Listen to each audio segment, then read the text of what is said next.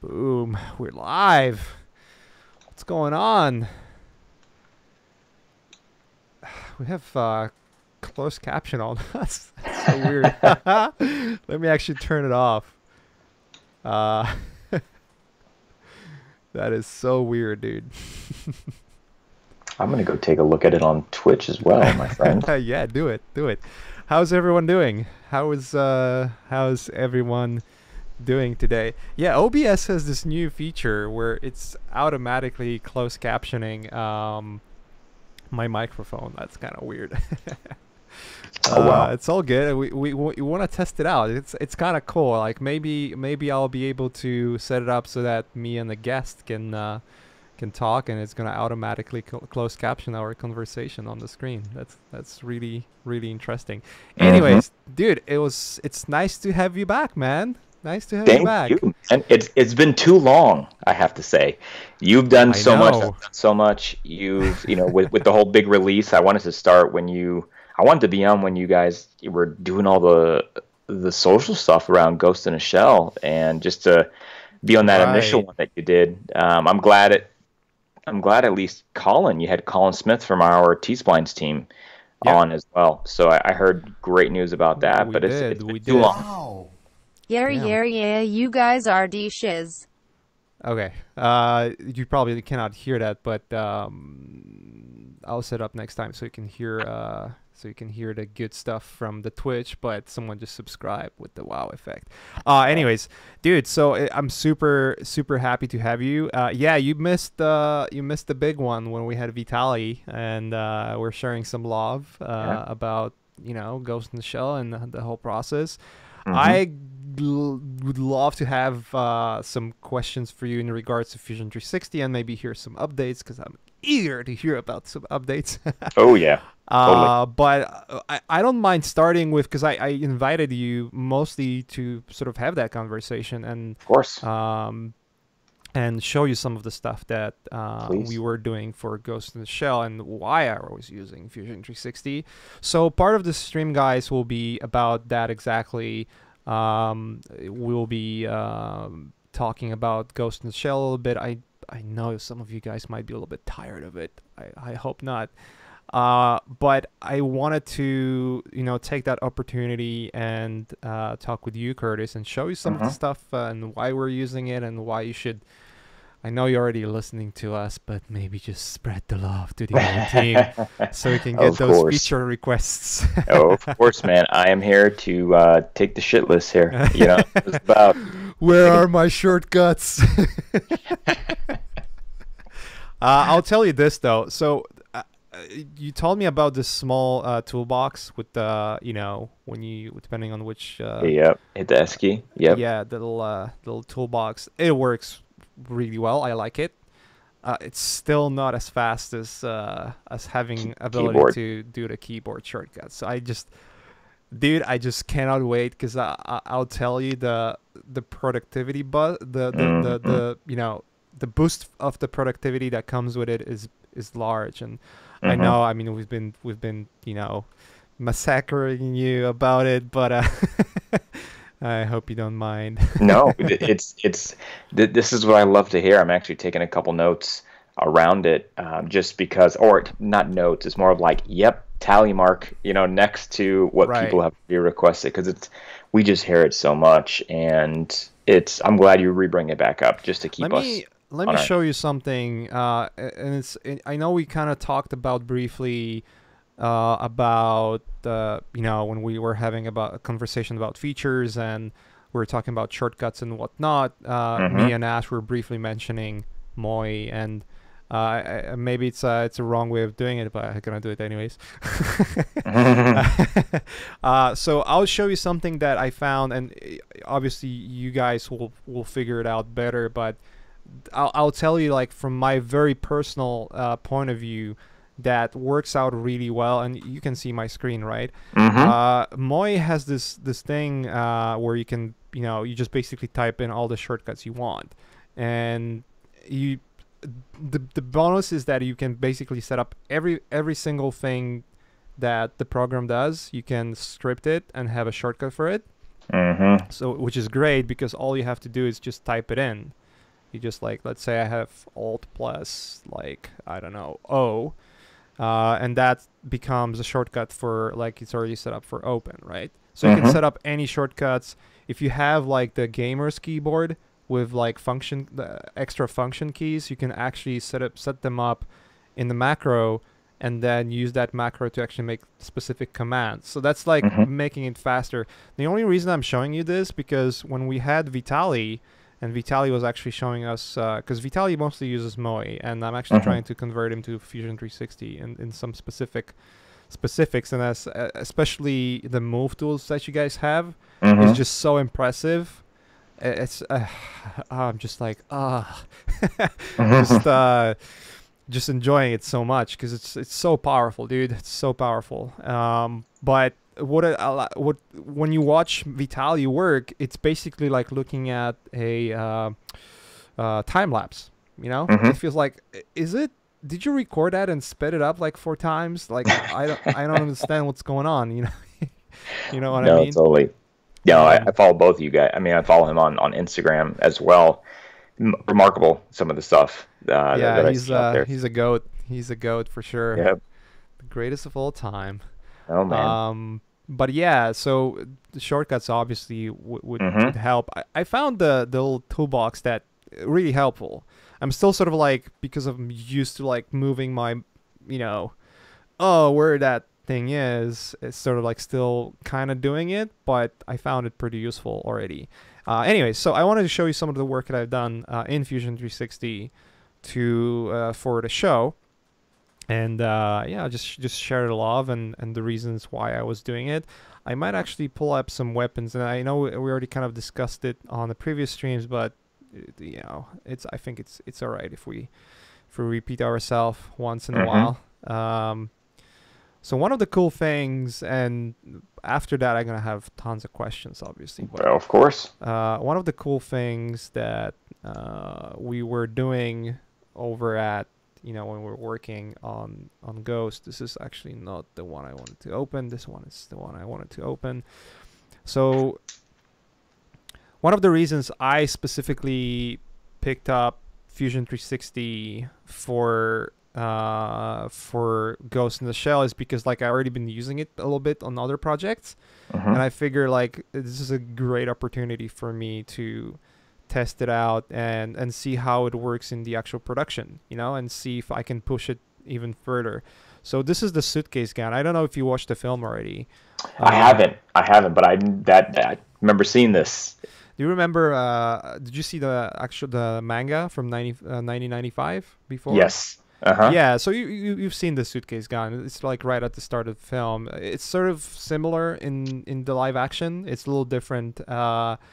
A little different, you know, action sequence and whatnot. The story is obviously different, but they do have the suitcase gun. And the way I worked on it is I try to get it as close to the original, to the 1995 Mamoru Oshii's, you know, designs, as close as possible. But then also the way we work in the film is obviously taking actual assets and working with the actual, you know, assets and then building upon them. So for instance, I think the main part of it, I believe it's Thompson, and then everything else sort of like built upon it.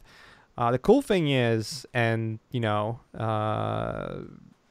it's just like that's why I love Fusion. It's because I've sent this file. I believe I just basically exported it as IGS or step file, and literally, I can't remember whether it was 3 days later or a week later, I got like email from the director, from Rupert, and there was no text in the email. It was just a photo, and it was this, right? But him holding it in his remarkable hands, his hands, and I was like, what? Yeah. Yeah. So apparently the files that I was sending to the production, you know, with minor cleanup, because obviously I'm not an engineer, and some of the things they were just basically projecting on top of real weapons. So they would just strip down some of the culling and then put up the new ones, the new like body parts that were milled or printed. I can't remember exactly what they were doing, but they would just basically take those files and print directly from them, which was very bizarre experience. Very bizarre experience. No, totally. It's remarkable to see, even today, how we've evolved the ecosystem of taking something like an STL file, right? Scan data, manipulating it, bringing it into, a product you've used before, like Remake, and then go over to Fusion and then work with it, right? So we have all these different workflows of today. Now we're able to, I know you brought up like what has come and what's new in the updates. We have done some amazing stuff. Like now we're able to just machine STL files. So whatever you get, we can just bring it in and machine it, right? It doesn't have to convert over to T-splines or do anything. You go in and just make it. And then two, from a 3D printing realm of, I don't know if you've seen, we have our actually Fusion App Store. If you guys aren't aware of this, we have an app store that people write plugins and APIs for. So if you're trying to do some crazy bill of materials for your drawing, we have an app for that. Or you're trying to take and do, I don't know if you tried out the slicer one. It's just really cool how you can take an object, slice it all up, and then go get it made. If it's on a router or if you're going to 3D print something or whatnot. So that's something we should take a look at too, is some of these other options you can plug in. That's cool. So you guys are building it up. That's okay. That's pretty cool. Yeah, it's like building a skeleton. It reminds me those World War I airplanes where they would be built up from like those, slices of wood and then sort of like meshed together, and then I think they were putting like paper on top of it, or like exactly. The right crazy. Right. Yeah, dude, totally. That's so crazy. But Slicer is phenomenal. So if you haven't tried it out, check it out. See what people have been doing with it. I haven't been like getting into printing, but that might be something that I'll do eventually. But how do you think? So do you think this is going to, like, when did you guys actually start it? Because this is the first time I'm seeing it. I remember seeing like an app for Voronoi way back when, but I haven't seen like this one. I think I do have that one, but I haven't been like, paying attention to what's going on here. So I'm curious, like, how do you see the growth of it? Do you see it's growing slowly now, or getting bigger and bigger? Like, what do you think where this is going? Because I like the ideas of like small plugins and apps. That's sort of one of the things that I like about 3ds Max, and also hate about 3ds Max, is that 3ds Max is probably the most customized software out there in terms of like how many plugins and everything is out there for it, and how many scripts people are writing, but it's just like all scattered across the internet. Like everyone is writing their own thing, but it's like not in. I wish it was like a one hub that kind of links it directly to the app. So it's working the same way here, right? So let's say if I want to install the slicer, I have to download. Do you think it's you guys gonna have like again, because I always, when I look at those new features, I always like to look at how this could be sped up in terms of production, right? Do you have question? I'm gonna have question. Is it maybe on the roadmap where it's actually integrated into the software, or? I think you bring up a great point. So the interesting part, if you just go back one top level within the app, or that website you're in, just so we can, it's when you look at all the different apps and the filters we have, we have a shitload, right? Like I was just even playing around with it of like CAE versus CAM versus data management. As you click on those on the far left, you'll see all the ones that get categorized. And I think you bring up a great point, right? It'd be awesome. Like, you know how with Adobe Creative Cloud, till you have like that application manager. And then if you want it, it's there. You just click and it downloads, done, right? And it'd be great to have something like that integrated, like how you have the data panel on the far left with all the guns. Like maybe have like another tab that has like apps that you can just click and install and done, right? So that is definitely in our plan to give you a better experience. Because look, today you didn't even know about this, right? Until I just told you. And there's some great stuff on here. Like people forget about our app store. When it first started, it was more along the way of, hey, you and me created this cool little plugin that will take, my design and flatten it out, and I can go put it on a laser, cutter or a router, right? Right. And then it started to evolve into like what you see right now today is like, well, all these people started to raise their hands like, hey, look at the helical gear creator, right? You know, we don't have that in Fusion. Yeah, you know, I think the tick mark you gave me on shortcuts is a lot longer than the tick mark for people that want like a gear creator instead of Fusion, right? So this is where we've opened up the opportunity to say, hey, you know what? If that's what you want, look at Open API, go ahead and write something up and plug in and put it to our app store, right? So I think that's the goal is just it's just for people to get creative out there to do certain things. But I think in time, the plan is to take this, integrate it all, and give you that kind of like creative cloud experience. And to some people, they might be like, yo, fuck that, dude. I hate that experience, right? With Creative Cloud. But other people might look at it as like, hey, you know what? Hey, that's not bad. At least it's organized, simplified. That's the first thing I see. So I'm aware of what's available. Then I can go download it. Yeah. Right now, it's pretty hidden. So it's kind of a double-edged sword right now, but there's definitely a lot of growth we're putting towards just awareness. Because this is not done by us. Like, these are all done by the people, you know, who wrote their own apps, which is great. OBJ Exporter for $99. What the fuck? All right. All right. Somebody might need that. You know, you can go to Max or Maya. There you go. All right. I'm not. Yeah, sure. I mean, honestly, if I would, there might be a person that needs it really bad, and they don't want to install 2 new software to get it done. You said that, right? I mean, that's a perfect example of. I hear that a lot. People going from Fusion to Max or Maya, and they're like, "I need OBJ." I'm like, "Well, sorry, we don't have that yet." You're going to have to go through 2 or 3 softwares. With the cloud, like if you upload it and then download it from there. So there's a workaround, but it would be nice if it was all in software. Again, it's like it's all wish list, and I know you guys have different priority. Like you have so many areas in which you're working with. You know, I don't know how big is entertainment design community in terms of how many designers like myself or Ash or anyone else who are using Fusion 360 compared to all of the the pool of engineers and people working in industrial design or automotive and all the other industries that I'm not even aware of. So I running a company, I understand priorities. So it doesn't. I mean, you get to talk with us, right, and let us know. This is like I hear it all the time, and it's great to just have you reinforce it, right? That's the only way things are going to come up is reinforcement. So I appreciate that for sure.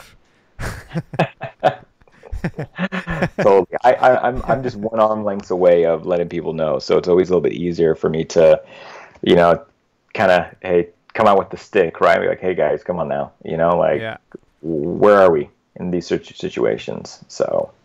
Talking about features, someone asked, because I saw it myself, the sheet metal module. Do you know when that's going to be released, or is it already there, or? Fantastic question. So that is, I've been spending a lot of time in the manufacturing world with some of our partners like Haas Automation, a lot of fabricators out there, and they saw that, hey, wait a second, sheet metal, how do you have that and I don't have that? We are actually in preview for it. So if you do want access and you do a lot of sheet metal, what we've done is on our forms page, we have a specific sheet metal thread. And once you go to that thread, you ask for access and then give us your Fusion ID and we'll give you access that way. The only thing we ask for, the reason why we have you go that way is because we want you to be involved in the community and say, hey, this is what I like, this is what I don't like about sheet metal. So we before it'd be like a month ago, it'd be like, hey, email me, Maciej, and I'll hook you up, right? But we weren't able to kind of like track the what we need to do to enhance it and make it better. So we said forms is the best way, and the way to get it is you have to be active in the community of posting about the product. So yes, you can get it today, preview, but it will be in full release by summer. That's cool. That's cool. Yeah.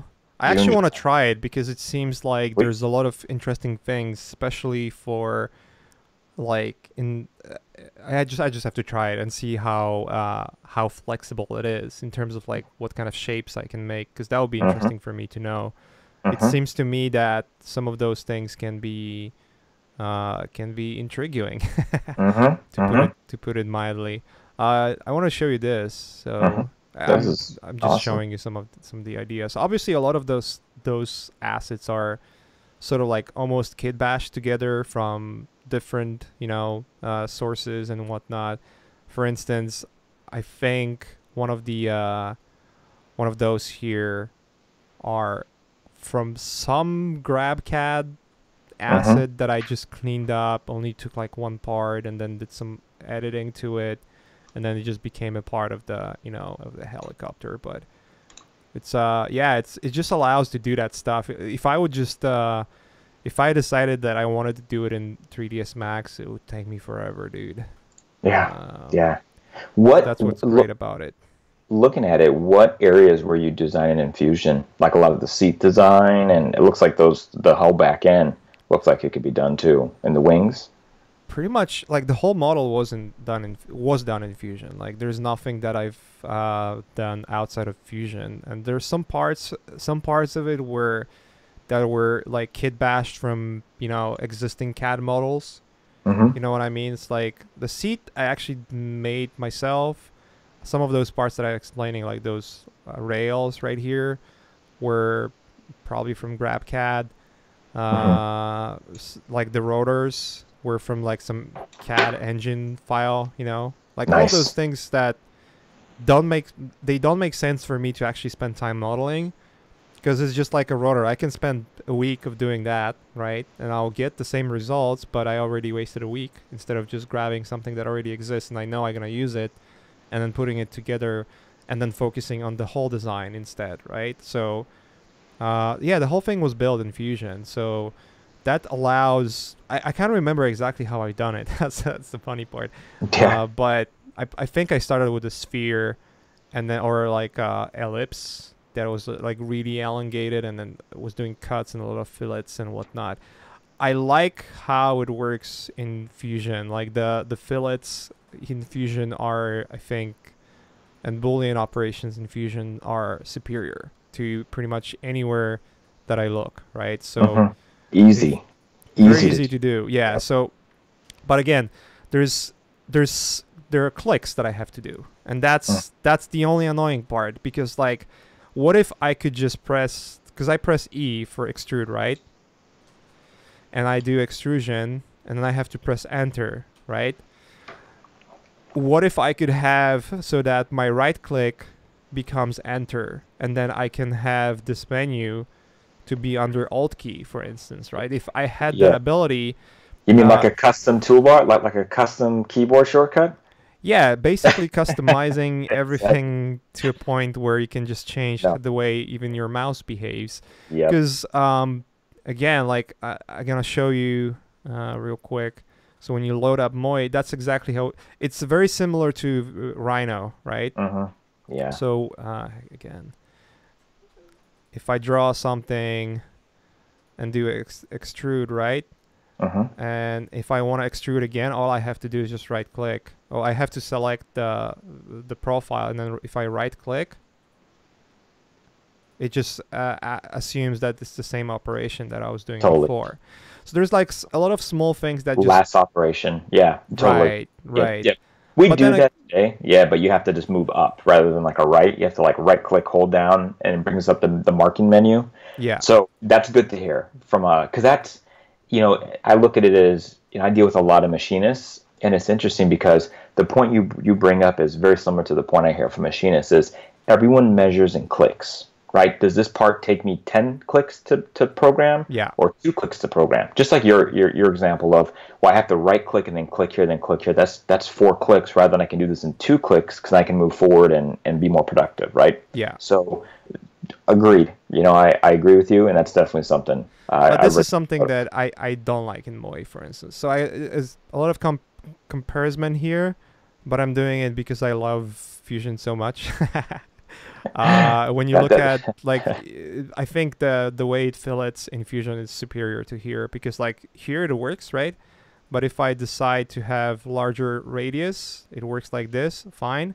But if I want to have like a really large one, then it just breaks. hmm So this is kind of annoying. Whereas in Fusion, if I decide to do the fillet, and if I go overboard, it still allows me to do it. It Yep. just like it doesn't stop. If I go and do something stupid, it will tell me like you're stupid, like right in the corner. You're a freaking idiot. Don't do it. We hate you, and you shouldn't do that. But this is something that makes me stick around a lot. And there's a lot of other features that I love about Fusion, but this alone, this is huge. Like being able to just like rotate that stuff, like fuck. I'm like almost crying right now. Yeah, it is, and it's that direct editing right there, right? Yeah. Because it's captured as, I mean, and this move has gotten better over the past couple of releases. Like before, we couldn't. Oh really yeah, I do that. can see it's more stable. It allows me to do crazier and crazier stuff. This is so freaking good, man. Yeah. I love it. I fucking love it. Yeah, it's and applaud that, right? Because the funny thing is, before they were doing stuff like this. For the move. It came out like I think 2 releases ago, and I was like, "What the fuck, man? No one cares about Move." And I'm like, "Well, wait a second. Yeah, I hear you talk about it now, and you, as a designer, right, coming from another product, this is beautiful because it works how you want it to work. Like thinking, hey, right click, move, translate. It's going to do it. There's a reason behind everything we do. Yeah, this is great. I really like it. So. This is one of the things that I just like. There's no other software, or maybe there are, but not the ones I use at least, or are familiar with. But this just allows me to make such crazy shapes. Like again, this obviously has limitations. I cannot rotate this randomly, but I can just. It's probably not gonna work here, but I can just take, for instance, this one. So again, like it has limitations. I understand that, it's fine, but. I mean, just ability of doing this stuff. It just allows basically to get a lot of different models and shapes. Out. I do have a question, however, which is for networking and doing like different kinds of splines and whatnot. So let's say if I'm in the sketch mode and I'm drawing something, right? And I want to do like a network of it. So, for instance, if I draw something like this, I have 2 lines. Can I just like take any of those and say I want to take this and move it? Oh, I can move it around. But what if can I just copy and paste it? So if you hit it around, okay, that's changed. So just click and then there you go. Or you can Control C, Control V, or you're on a Mac. Yeah, I did that. So that's cool. Okay, that's changed. I think it was updated recently because I haven't. Yes, it was in the recent update. We were able to we work better with like splines in a 3D geometry world. Okay. Yeah, that's a nice update. Do you have anything that is like through lines where you can basically connect those? Can you do that? So what you would have to do is you would have to draw another line, and then you'd have to use the relationship, right? So if you did something like, let me see if I have this little shindig here, and I'll send you a quick right here. So basically, let me paste this in the little chat dialogue. You'll see it right there. Oops. Maybe you want to share a screen. That could work too. Yeah, I could do that too. Let's share your screen. Awesome, sir. Share your screen, brother. All right. Let's see here. All right, brother. Fuck, I'm just trying to see how we can do this. In the meantime, anyone who's tuning in and wondering why Maciej, who's primarily painting and working in the entertainment industry, is freaking out about this software, this is the reason why. Because I can build it for a client and then send them 20 renders of it, and they are happy. Can you see my screen yet? I don't know if I'm going to set it up so everyone can see it. Oh, perfect. Awesome.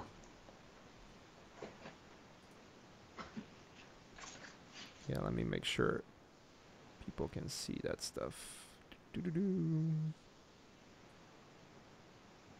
All right.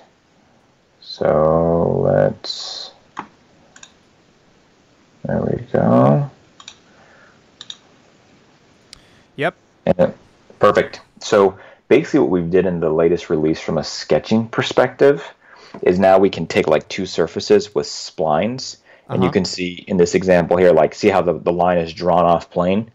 You can then do a coincident relationship to get that to connect to two different areas. So we can do that today, right? Where you can now take those points, manipulate them, create tangency between them. So that experience you had with the spline has gotten a lot better in realm of how it works. Okay. So two, I know one big thing. So one thing I looked up, like that was popping up. You have to pull up a menu for that, like separate menu, right? How does it work?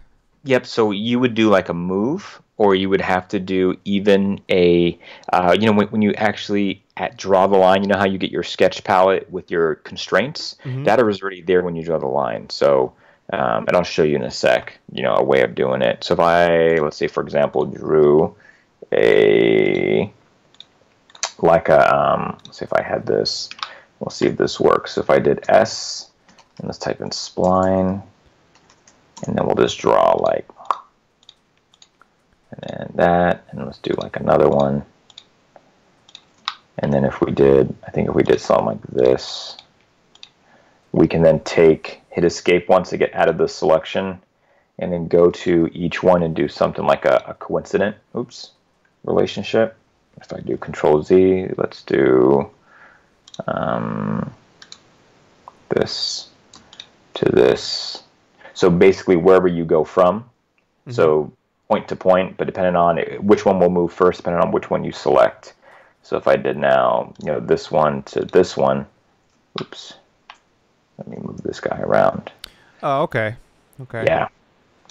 And then we'll take this guy. So that's doable. Can you add like a midpoint to the line that you did? Yep. So if I came here and clicked on it, right click, you can actually insert spline fit point. So now I can come here and select a point, and now I have another point to add more detail to. Hold on. So now I can. Can you show me again? Yeah, totally. So if I actually select on the line, right click and say insert spline fit point. Got it. Then now we could and it assumes it's in the middle, or? Yep. Well, so now it adds a point to where you can sit here and change the tangency of, right? But it's the spline. So in this instance, we would have to, if I did like D for dimension, we could then, dimension that how far we want it to be, right? So right. It's just relative to where your zero is going to be on your part. Got it. Cool.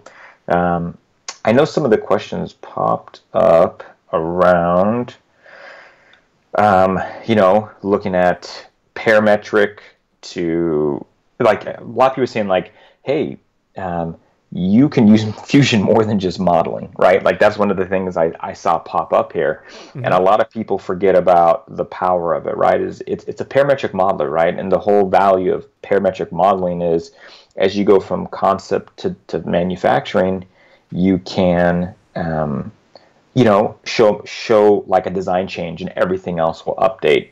So I could show you a little bit of that too, if that's of interest. Just because I was showing this the other day, and people were like, "What the fuck? I didn't even know you can do that," kind of stuff. See it. Let's see it. But I wanted to show you though, since I have it open. I wanted to talk to you about like our roadmap, because I know that's one thing you brought up. Right. And after that, I will show you, because when I asked about true points and you show me, the coincident sort of like attaching, I want to show you like how this perhaps could be improved, if that would be possible. Please. But yeah. Please. Yep. Do you want to show the roadmap first, or do you want me? Yeah, totally. Yeah, let me just, since I have it up, Okay. I'll just go through it really quick. But what we've done is, and I'll just zoom in a little bit more here so you guys can kind of see what's going on here. Oops. There we go.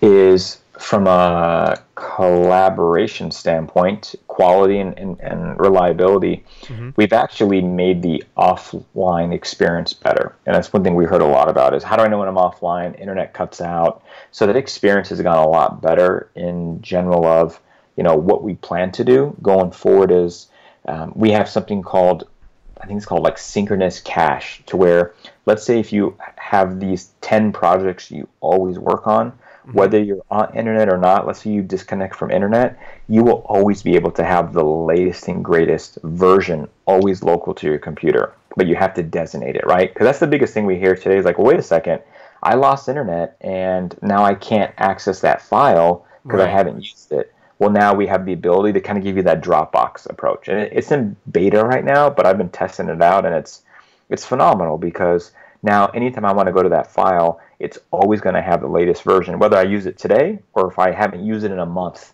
it's always going to be the latest file that I'm working with when I have no internet. So it's always really cool when you're in those situations. Is it possible to designate, or is it on the roadmap to designate specific folders that will never go online and only be on your local drive? So that will come. That is in the plan. So to have more of that Dropbox feel of, hey, these folders are always going to be here, but they never will connect to the cloud, right? Right. That's the plan that we have. Because that's, I'll tell you, that's the biggest issue when you work with the studios and you want to use the software. Like right now, when I work with the studios and I want to make sure that anything I'm creating is not, is not becoming, going into a place that is maybe not signed off by a studio. Because they are very, very, like you have to be very careful where you put your files on. So any Ghost in the Shell stuff that I already have in the the cloud database, it's fine because it's a finished project and whatnot. But on the current projects, I basically just have to work offline. And that just basically doesn't allow me to reach any of the kit files that I am having already that I would like to use, right? So the moment I go online, I know it's gonna start syncing.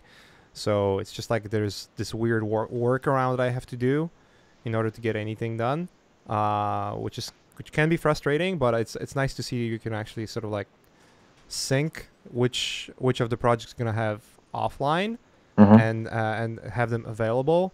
But it would be nice to actually, like the way Dropbox does it, it's actually great because then you can unsync and only have your offline files that will never go on the cloud.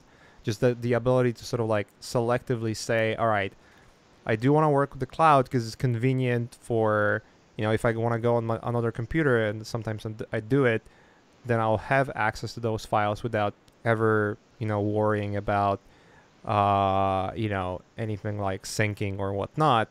But then when I have like a high profile project on which I still want to use the software and there are like limitations in terms of what can be outside of the database of, the studio, I would like to have that ability, for instance, so. No, good points. Definitely good points. Taking some notes here on that. Yeah, man. On top of it, dude. This is all good stuff, dude. I mean, and two, even look at like the customer feedback plays such a big experience with us because as you see, even with sketching, right? The things that have the check mark have been implemented into the product, and the other things are on our roadmap that we're going to get done in the next couple of months. So you look at like the 3D coincident constraints, which I just showed you, the better spline control, which I showed you as well, of what things that we've done. You even get into modeling a lot more. It's improvements, right? Getting better at the fillets and the ruled fillets and the loft improvements is that experience that we're trying to go through. The other big thing is the sheet metal experience, right, that we talked about a little bit. It's available. You see the things we do. So it's impressive. I know there's a little bit of a lag, so I'm seeing it on my end here too when I watch it on Twitch. So I'll make sure I won't move this around too much. But all this is available on our website. It's not lagging so much. It's pretty good. Okay. Cool. So the biggest one that I like is the ECAD, electromechanical. I know in the feedback here on the chat is someone asked about wiring and ECAD, and this is in our roadmap. We acquired a company called Eagle, and that now will be part of Fusion. So you can do all your electrical design, wire layouts, and then that will be all encompassed within your mechanical design with Fusion too. So it's coming back to that point of one product, one portfolio, which is nice. Simulation, if you do a lot of simulation, that's always, it's something we're always improving on because we use our Nastran solver for FEA, which is great. And then, getting into the CAM side, I'd spend a lot of time on CAM. If there are any machinists or makers out there that have access to it, we're doing so much with it. That could be a whole another topic another day if you wanted to on manufacturing. And then almost done here, but drawings is a big piece and portion too, just because everybody wants to create a drawing to go make something. So it still plays an intricate part in the life cycle of manufacturing. So we're doing a lot to drawings, and then renderings. Everyone has their pick of the litter of what they like, but we're trying to get it and make it better.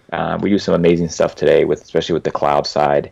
And then last but not least this is one that's really interesting, is we're actually coming out with a full browser-based client version of Fusion. So meaning that there's no install. All you have to do is either go to your iPad, log in, and then now you can do everything you want. Everything you do there will now sync up with what you do on your desktop.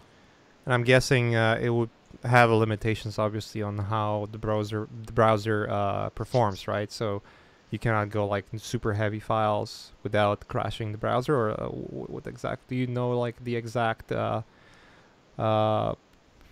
sort of like tech explanation to it, or? Yeah. It's just gonna work like email, right? That's cool. That's cool. I like that. No, seriously, Daddy likes it. And that's the goal. I look at it as, you know what? When you go to a browser, like your bank account online, like all that stuff is pulling data from a server. Same as your email. If you go to Google Drive and then you click on this and it loads this file, like you're gonna see, it all comes down to bandwidth, right? Right. But you think about the experience and the heavy lifting, like you're doing a simulation analysis, like all that stuff is going to be done on our servers. Everything you do will be done on our servers. So all it is just giving you a graphical representation of what's going on the front end, not using any hardware. And that's just kind of coming back to the whole point of cloud computing. So we have it out today. So if you do want to try it, just go to our forum. I think we have a thread there for it. Just say, hey, I want access. We call it Jaguar. I want access to the browser based, and we have no problem having you try it out. Today is only model, so you only can do model. I don't think you can even do any type of sculpt or T-splines or cam yet, but all that's going to come with it. So think about it from a perspective of like, the laptop will now become outdated, right, in 5 years, because if everything could be through a browser, you could just roll with the laptop. iPad Pro or something to get stuff done with. Yeah, that's true. That's true. That's pretty cool. Like the ability to actually use it on the. Yeah, I approve this message. Good stuff. So let me actually show my screen for now, please. And let me share it with you. Share screens. Boom. Make sure people can see it too. All right, so the one thing I like it, and I think it's already a big improvement. I wasn't aware of that, so that's another thing. When you were showing me some of the the way of doing those things, that's great. So let me actually delete some of those files or some of those lines. So I created those lines, and I wish there was an ability, because the stuff you've shown me works great. So doing the coincident snapping, that works great. I only wish there was an ability to actually, as you try to draw, instead of just drawing it first and then snapping it, be able to say like, I've selected my spline. Now, as I'm drawing it, I want to be already able to like do a coincident snapping by default. So if I click right here on drawing or press a shortcut, and then I could make a shortcut for this as well, then with 2 clicks, I would be able to draw the lines the way I want it, instead of just doing this, where I just draw it, confirm, and then do the coincident, boom, boom, or wait, it doesn't work. What's going on here? So if I go edit, press coincident, and then go pick the other point you want. Yeah, it doesn't allow me to do it. What the hell? You gotta go and edit the sketch. Maybe it's because it's a different sketch, or are you in one sketch or 2 sketches? Yeah, 2 sketches. So ability to actually do it between sketches, that would be great too. Yes, agreed. Now I cannot. So I have to edit this sketch. Have it drawn in that sketch. Yeah, have it drawn in that sketch, and then so if I draw it here, and if I go coincident, I can do it. That's great. And this works fine. The way it snaps, that's already good. But sometimes you see it doesn't just like allow me just yet. Oops. Like it can be. Okay, there it goes. So this is great. Like this is something you guys must have added like recently because it wasn't there before. And a great thing about it is now, because it's all like coincident, then if I move the corner, it automatically updates. That's awesome. That's freaking awesome, because now I have a network of splines and I can create whatever shape I want and then just do the lofting, right? I wish also there was an ability to do sort of like where you select it all and then just press, say, something like network, where it just creates, like reads it and then creates the actual thing, instead of going, say, loft, where let's start again, where you loft those things, right? Yeah, you could loft. Yeah, I think you could loft here. I was thinking of patching it as a surface, but how would you do that? Yeah. So you just create a patch and select it all, or? Yep. So if I select it all and patch, okay, well then. Well, but see, it ignores the middle line. Let's try that again. There we go. Did it ignore the middle line? Yeah. So it's not actually networking anything. It's just reading like the corners and patching it around the corners, but it's ignoring like the sort of like the rail that I have here that I still want to follow. You know. Totally. So go ahead and go back into loft. Yeah. Let's do another loft. Yeah. So you can do that. I know you can do it here and then select rails. So that works. Yeah, totally. Yeah, right? that will work. Yep. But I wish there was like, again, looking at productivity and the quickness, select it all, press button, and it automatically works. Totally. And the only caveat though, right, it'd be nice to where it can intelligently, as you window select from right to left, you'll probably want to move in that direction, because you can either go left to right or up to down, right? So I think that's where the automation comes into play of, right. All right, if you do it all, which way is it going to come out to be? Just like the best way the curves can give you, which is what I would expect. But this is beautiful, man. Look at this. Like, yeah, this is amazing. Like, I love this, and this is gonna allow me to, and this is something I was already, and things I'm asking are basically the things that I've noticed that I'm using Moi for. I'm not using it extensively just yet, but as I'm learning, there's a lot of things that I found like, oh, it would be so nice to have it here, because then I don't have to go back and forth between the software. So for instance, when I shown you this, I basically did that. So I created like a network of lines. Then I created like pressed network. And then because some features work much better, most features actually work much better in Fusion, at least from the ones that I'm using and I'm familiar with. Now I brought it back to Fusion and used, I believe, thicken to basically thicken it, and then add some, cuts and whatnot, and then be able to just select even this corner. Like, I want to, rotate it. It's probably going to break it right now. But the ability to sort of like do little rotations.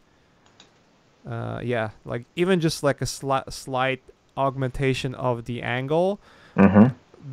You cannot do that, for instance, in Moi, because you have to do a separate cut and then fillets and whatnot, like just sort of like an old way of doing it. But this allows me to do it. Like even those things here, like the cuts that kind of look like inset that goes perfectly along the line, was done by just like offsetting those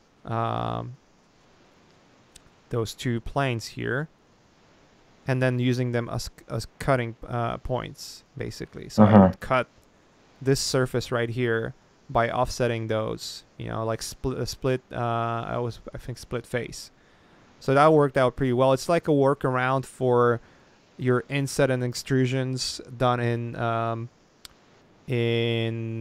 3ds Max, for instance, right? You do like sub-D modeling. And in 3ds Max, I believe I have 3ds Max open, where you would just do like let's actually show it here for people to know what we're talking about. So if you have a model, I don't know why it's running so slow. And you do your sort of like inset lines or like the control points the control loops, and then you can insert it more, and then you can like extrude it inside or something, you know, like this kind of stuff. That's what I was doing with cuts, and I wish always there was like a better way of doing it, but even though the workaround that I found already works, which is great, you know, because then I have this sort of like functionality that normally you wouldn't expect to do inside of, you know, CAD software. So that's awesome.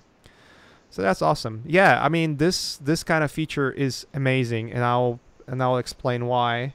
I'll pull up this file right here for people to see. So let me actually do it this way so you can see it too.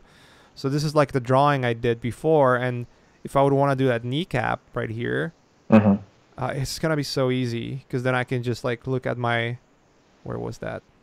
I'm just gonna pull it to the other screen. Look at that as a reference, and then just eyeball it even. Like, all right, from the front, it's gonna look more or less like, all right, I want to move this here. Boom.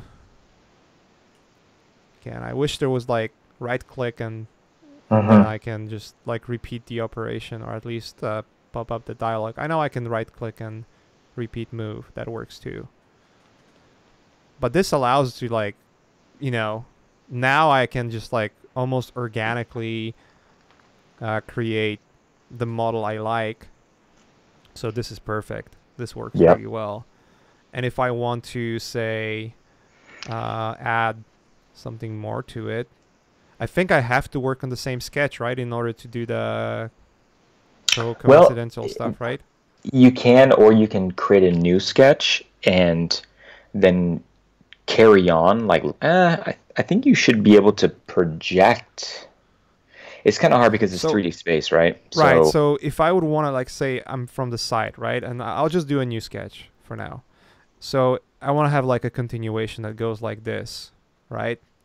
So this is my main rail, and I want to make sure that when I move it, oops, it created like this weird constraint here. What is that? That is, if we zoom in, we could take a look at what the is it? Okay. But let's say I want to move it, and I would want to move it so that I can snap it to that point, right? But it doesn't allow me. So how would you do that?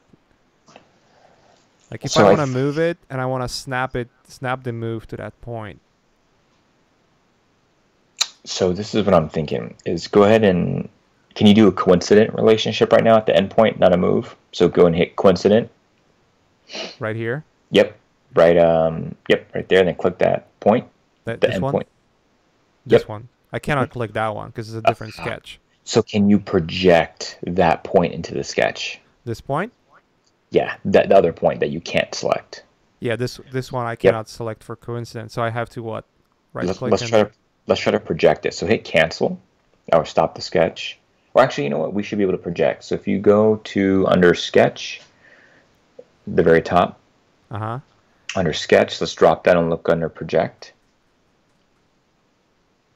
So very top where it says sketch, and and then go to project, very bottom, and then let's try to do like a project. So I can guess geometry, or there is a filter for specific entities or bodies. Yep. So I have to project. So if I want to project onto this sketch, do I have to have this sketch selected and then go project, or what? Exactly. I think we need to go back and edit that sketch. Let me just go edit sketch. Cool. We're in. And then now let's go up to sketch and then project. Oh, but you want to still be in that menu though.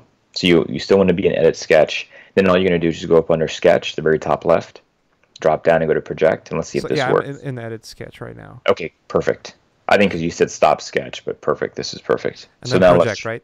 Yep, and then can we select that? So we don't want to project that, right? We want to project that endpoint that you can't select. It projects it, but like right here instead. So I think it's just like, boom, snaps it. Boom, because then it goes to that. But you want to move it over, right? Yeah. Yeah, okay. So yeah, because the only thing I could think of is So one, you have to be in the same sketch. Like that's what I realized, and we can go back and edit it because technically, what we want to do Can you take this sketch and just basically copy it into this sketch? Yeah, you should be able to Control C and then, but it's going back in time a little bit, right? So you got to see. You should remember it. That's what I'm curious on. So go ahead and edit, copy that sketch, and edit the other sketch and paste it. Let's see if that works. Let's see. Let's select it, Control C, and then edit sketch. Control V, right? All right. But it's a wrong. I mean, it's still sort of like workaround. I guess I can work with it, but yeah, it's again like one of those things where it's too many clicks. Oh, no, totally. I know I'm taking some notes here, so it's just from a perspective of what would be big is working with two different sketches that you can make coincident. So I'm gonna. Cool. Okay. So if I want to make sure that this point, and this point are vertically aligned with that one, what would I do? One more time on that. If you want those to, 3 points right here, those 1, 2, and 3 that are in perfect line with in here. So with that what I would then do is do it as get those points and go collinear with that point. So is there a collinear in the right there in their sketch palette? Okay. You select those two, and then does it allow you to go? Nope. Oh no, because it's no, that's a good one too. To say if I want to take those and now make them aligned. I mean, I can move it, which you could. Now this is the shitty way of doing it, but you can draw a construction line all the way down and then do your coincident to the construction line. So you would just basically just draw a line like this. Yep, so go ahead and hit. Yeah, so you would just draw a line from the very top of that endpoint straight down. So hit L. Snap to it though. How do you make it snap? So then that's when you would do coincident. So first draw the line straight down. Yeah, so then you make it coincident to that point. That's the only shitty part. Because it's more work. It's more work. Fuck. It's more work. That's too much work. So this is good. This is good to know from a sketch perspective. Cool. This like ability to basically just the biggest one I think is be able to work in between sketches, like do the coincidental stuff between the sketches, because that alone would make this function much better, I believe. Oh yeah, no, agreed.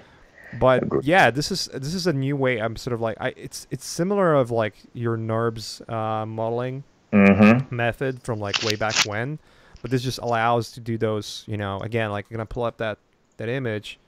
Oops, where it is, right here. Like if I would want to build it on all in 3D, all of the hard surface stuff, even like the shoulder pad, because she has like shoulder pads, I would basically build it in Fusion, and then I could wrap it with like cloth inside of Marvelous Designer, and like make the cloth have like pinching holes in that would just basically allow those spikes to go through. And then if I make the cloth dense enough, it would just look really, really cool in a close-up. Yeah, but like this is going to be easy to do. I'll show you also one more feature that please. I would wish that was there. So I'm just going to use this as an example. Let me just... Ability to move just on the fly is great. You just drag it. Just select and drag and drop. Or just drag it, basically. That's awesome. Like be able to move it that way, that just makes things easier. I understand the logic behind not doing it, because like if you have hundreds of parts, you just don't want to accidentally move them. Totally. Yeah. But maybe like a toggle that allows to do that. That would be awesome, dude. That would be awesome. I'm just looking at it from the perspective of like your typical hard surface modeler. And because I know the industry, the concept art industry, and generally industry is moving towards 3D, and the fact that when I work in film, pretty much majority of my work is 3D now, even though I'm a concept artist. It's just like for director, production designer, and whatnot. In a lot of cases, ability to see it from different angles is so crucial to make good design choices, especially in film, where if they know how things look around in 3D, you know, it's so easy for them to know then exactly what has to be built. Or it's so like I remember I had this conversation with one of the production designers. I'm not gonna disclaim which show was that, but if you do, like, for instance, weapons for film, right? In drawing, oftentimes when you're painting, you're just gonna make them bigger because it looks cool in painting. The reality is, though, if you actually, you know, print it out or produce it to an actual asset and you look at it in film, in the movement, it's just like, it looks cartoony as fuck if it's too big, right? So you have to scale it down. Now, if you do the same thing in 3D and start rotating around, or even animate it, because you can easily animate things, right? Like quick animation movements, DAS 3D has like preset animations that you can use, and you can just see how things gonna look in motion. That alone gives you so much more information and just like saves time, right? So that's sort of like a disclaimer why we have all of this 3D talk. So I'm looking at it from a perspective of, you know, I want to get away from using sub-D modeling as much as possible, because CAD modeling allows me to do so much good stuff that otherwise would take forever to do in, you know, in regular modeling, right? Yep. So ability to do that, like ability to, this alone, this new feature that you guys added, where I can just select this. I think I have to go and edit sketch, yeah. But ability to basically copy and paste those things. Just simple stuff, yeah. Comment, and that's something you can get better too. You know. Yeah, of course. But ability to just like copy and paste it in 3D space, and then just like have those 3 lines right here, and then being able to just, you know, I just gonna like do a quick loft like this. I already have the surface I want, and I'm not entirely happy with it. So why not just taking this and say like, oh, this is gonna be, you know, bulging in a little bit more. I think you can set it. I wish you can set at the different sort of tangent to it where it starts, right? How do you do that? Is there a possibility to do that? To change the tangency? Yeah, like right here. So I want, it's almost like if you if you look at so if you want to move the tryouts, are going to do that move again, and I'll show you something. Maybe you might know this, or there you go. What you're looking for. That stuff. Yeah, there you go. I found it. As you said it, I figured it out. It's all good. Yeah, but that ability to do that, it's just like, it's really quick and reactive, and allows me to almost sculpt it in a way. So that's awesome. So, that's really great, because then I can, yeah, again, like if I go and I believe, oh, I have to go back to the sketch itself. That's all right. Let's do that.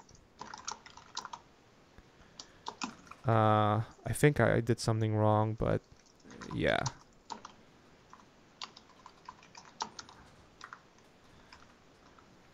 You know, and another thing too is you can always, you know, I've noticed how you do move a lot. What you can do is you can actually change the pivot direction of the move. So I don't know if you're familiar with that or have tried that yet. So if you try the move command again. Oh yeah, this right here. Yeah. Well, that's just the end point. But if you do, that's now moving the end point of the spline in relation to where you are. So if you actually, let's say if you leave that there, perfect. Now try that move again, and I want to show you something else. Do I need to select anything or unselect? Oh yeah. Actually select something like a select this point. All right. Cool. Oh, those things here. Those were added. I haven't seen those before. I don't think I see anything yet. Let's try to do move again. Okay, perfect. So now, see that fourth option a little bit further down? One more below that. The one right below it. It's called pivot, I think. Or the one that looks like, actually a little bit higher on the menu. So it's the fourth option down on the list. Right there. Dude, this one. That icon. There's a delay. Oh, sorry. Must be a delay. Like so a screen delay or something. Yeah, I think it's a screen delay. So if you click set pivot, now we could go and move your cursor over to the line itself, to that spline, and watch the triad move. So click that and now move over to the spline and move your triad along. I can see it changing Yeah. depending on the... So basically, if you, let's say you put it there now. Yep. Now when you re-click the little check mark, it will move everything, that point in relation to that new origin. Yeah. So cool. you like rotation around that point. That's cool. Yep. And I've noticed, I've seen, I mean, this is new as well, but you can actually rotate. I've noticed, like, I've done this for one of the models I was making, where I was able to click rotate, and then it allows me to select the axis, which is great also, because, like, for instance, I think I was doing this part right here. Let me open it up. Let's go to mech. I think it was surface details. Let's see. No, can't remember what I had it. Inserts. There you go. It's right here. Started organizing those so I can use them better. But if you look at this right here, I believe I was able to, I can construct set axis around this point right here. So that's awesome. And then I want to rotate that hinge, I just select this axis point right here. And now I can rotate this thing easily. So that's awesome. That's making it so much easier, especially when you design like hinges and arms and you want to like connect things together. That's awesome. Yeah, that's great. I want to show you one feature that I think would be awesome to have. It's let's say if I want to drag and drop something. Yep. It allows me to do it, but it just like sets a random point where it just appears and then activates move, which is all right. It's a workaround. Sometimes it does this like little chain icon. I wonder what's the reason for that. Because sometimes when I drag and drop objects, they are not locked. This is locked. I can move it, but I cannot edit it. The little chain. So what that means is that since you are referencing that from another project, if you change so if you go open up that one and update it, it will update here because it's linked together. That's what the chain means. It's like a linked value. Now let's say you're like, you know what, fuck it. Oh. I don't want it. I want it to be independent. If you right click on it, then say break link, now it's independent from each other. Let me find it. Where's the break? Oh, okay. Oh. But that's actually, now I know what it means. And actually the fact that I have this little thing here and I make it sit somewhere and I can edit it in the different file, that's pretty darn good. That's actually, I like that. But ability to say, like, I'll show you how it works in here. Again, like the main reference is gonna be Maciej, obviously, but ability to just basically, when you want to move, like add new object, right? So I add and click. That's a script, by the way. So that's like you have to actually have a script for it. Oh shit. Okay. But then like you obviously can place it anywhere. But then once there's a surface already there, like it will automatically follow the surface, right? Like it allows you to follow the tangent of the surface. I think it's perpendicular by default.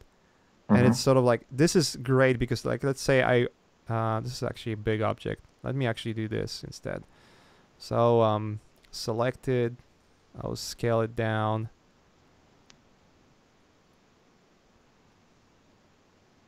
Oops.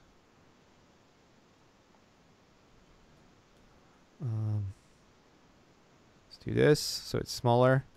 And then if I Control C and Control Shift V, I have like a copy of it. And then I can like add it right here.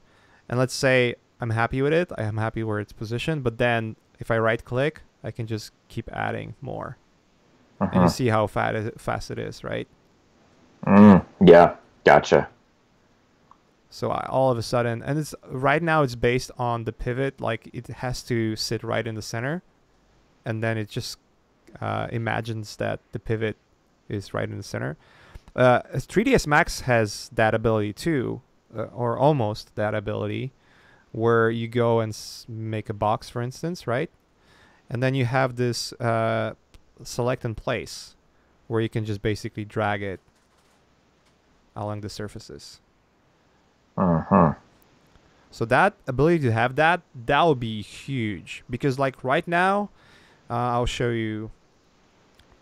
Right now I'm I'm basically, like, if I'm doing this detail, right, and then let's say I want to do those holes that, you know, she has right here on the kneecap, right?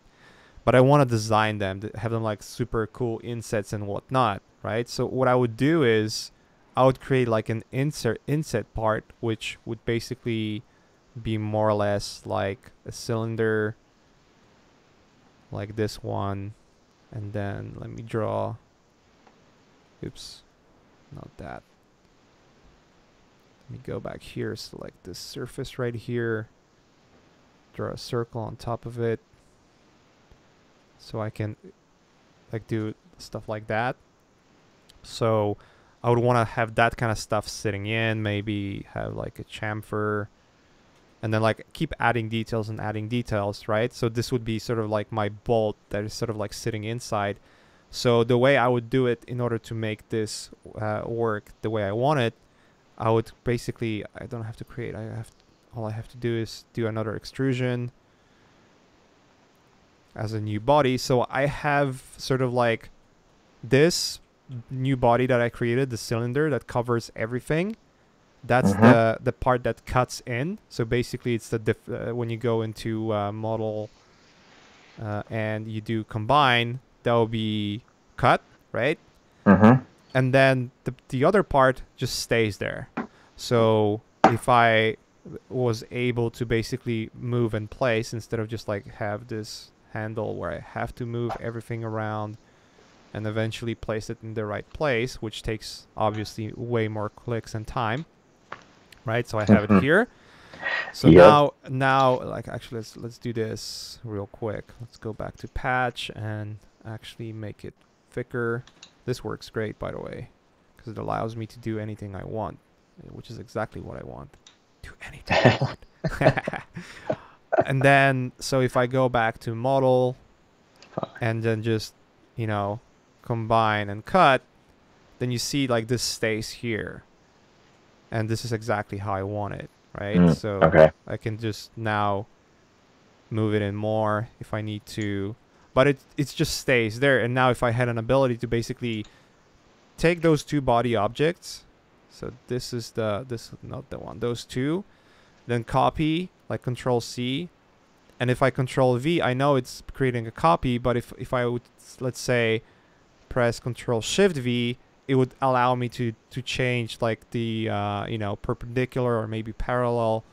Like when you sketch, you have this ability to do the like this sketch palette that has the coincident, collinear, like all of those options here. Dude, if you had that where you just like can place select and place like in Max, totally. Like we need that a better. Would be that would be awesome. Again, we just need a better experience. Man. Yeah. No, but it's funny because it's the same wish list I have, right? It's like we need to have a better 3D sketch experience. We need to have this and that.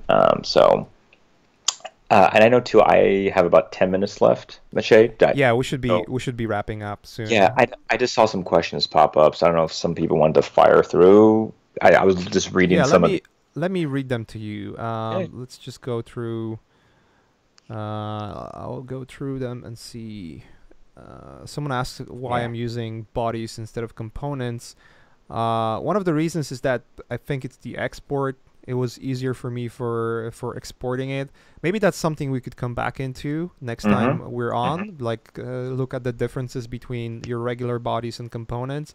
I know components actually give you more flexibility, especially if you want to do joints. That's a big one where you kind of have to use components for joints. I just found it easier to use with regular bodies, but maybe I'll learn something from you, Curtis, where it's just different.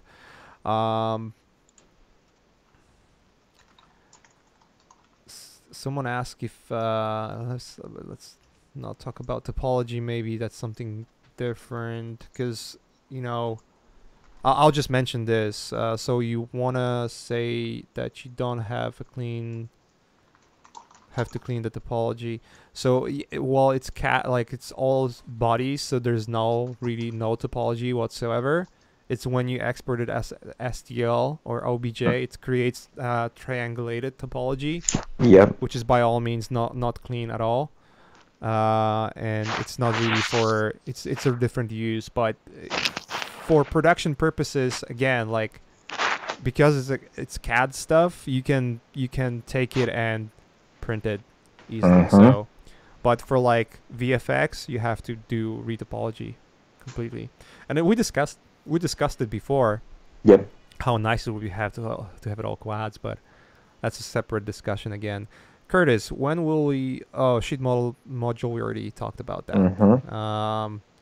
I would like to see the workflow when modeling a complicated things like a motor, carburetor, for example, or at least how would you start? Would you start if you wanted to have some photos? Blah blah blah. That's photos. A long one too. Yeah, we've done some comment.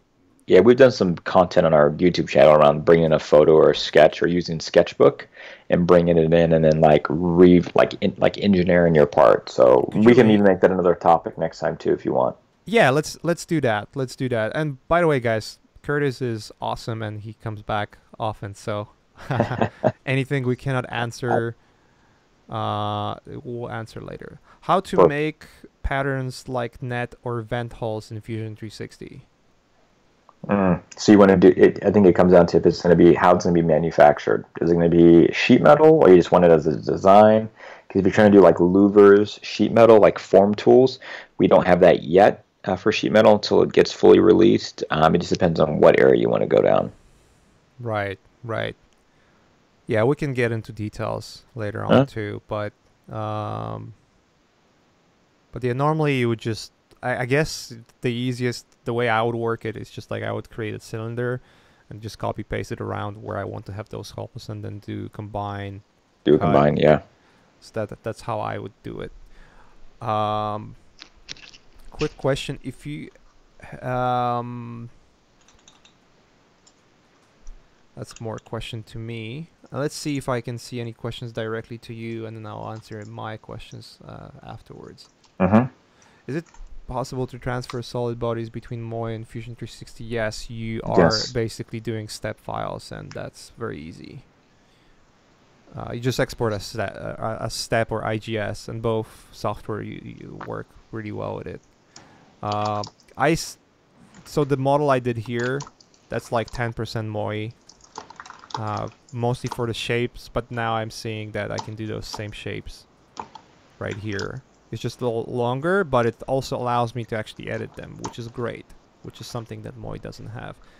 I like to compare both because I'm looking at productivity here and giving feedback to Curtis as much as I can, and it's a lot of cool stuff, man. Like this, the stuff you're showing me, it's an improvement on the level that I wasn't expecting was there. So that's awesome, dude. That's great to hear, man. You know what I mean? It's removing the chains slowly, and it's good now. We're starting to make a better stride at getting the improvements that need to be done. So it's great to hear that. Any whole wizard feature like in SolidWorks planned for Fusion 360? Yes, it is planned. Awesome. Yep. I think that's it. I mean, we have a couple of questions that are too large to be answered quickly, so let's have them answered on the next stream we're on together. We're gonna be back. Oh yeah. Yeah, it's like at this point, man, it's just the functionality is all there. Like from perspective of concept designer, everything I need to know and need to do is there.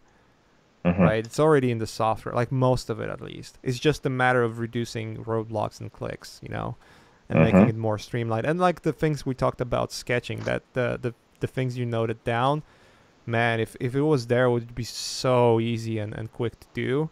It's impressive. I love it. I love the fact that I wasn't thinking I was able to do that before, but I love the fact that I can just design it this way, put some shelling on top of it, and I can just add shitload of details that normally I wouldn't be able to do. And again, like with the drag and drop that is perpendicular, that will be amazing feature, because like let's say I have this part right here that I opened in the beginning, this one, and if I wanted to add any of those details on the surface, like let's say I want to have like corner details that is repeating, so I would have like a little cut, and then this cut would just go along some of the surfaces here, here, here, and here, with like a drag and drop that you know, sort of like this does here, select in place. It would be easy because I just control V, I have my copy, and I just move it around, and I just do as many copies as I want of it, and then just boom, there. Same goes to holes, right? If you want to have like strategically placed holes, you would just create your sort of like a drilling hole that could be a regular cylinder or even something more complicated, and you just copy paste it around in the places you want it, and boom, like just combine and done. Like it was so easy. So much good shit, man. So much good shit. I'm excited. You got me excited, like a lot excited again, because I'm using it constantly. I'm using it for work all the time. So that's awesome. But thank you. Anywhere I can cut corners and make it faster. Oh my god, like yeah. That would be awesome. We do have a course that gonna use Fusion 360 in Works. So that's happening on our end, guys. It's just you have to give us more patience. It's gonna be a good one. It's gonna be a good one. You guys gonna love it. So it's in Works. It's almost done. We'll obviously announce it when it's done. We kind of changed it the way we release courses. We want to make sure everything is done before it's released. So whenever you have it, it's almost like Netflix. It's all there. Whoa! Sorry. Hold on real quick. Whoa! That means we have to end it. Yes, we do. Yeah, let's kill it here, because people are gonna be like, "Oh my god, what's going on?" All right, man. So loud, dude. All right, dude. Let's wrap it here. Thanks a lot for joining us, man. All right. All right. I'll catch you later. Oh, sorry for that. The alarm went off in their building. I'm guessing they're having some fire issues and whatnot. Anyways, guys, thanks for joining us today. Again, like I gotta have Curtis back. I know it's kind of boring to look at the technical stuff, and might be a little annoying not seeing a good stuff going on, but I think one of the things we could do in the future, and if Curtis is not there, I'll definitely do it. I want to get back to my Showtime pieces, and I'm probably gonna do it here. But the way I work on those pieces, apart from the drawing like this one, let me maybe open up some of my ArtStation files for you guys to see. If I go back to my page, and even when you look at this one, a lot of those things that you see here were done in 3D. So the way I work is I just basically set up those scenes in 3D. And the reason why I'm putting a lot of effort into Fusion 360 is not only because I use it for work, but it also helps me to make things like if I would want to go back here and make those kneecaps, sure, I can draw it, but if I can make it super sick in 3D and then put my drawing efforts on top of it, then boom, there you have it.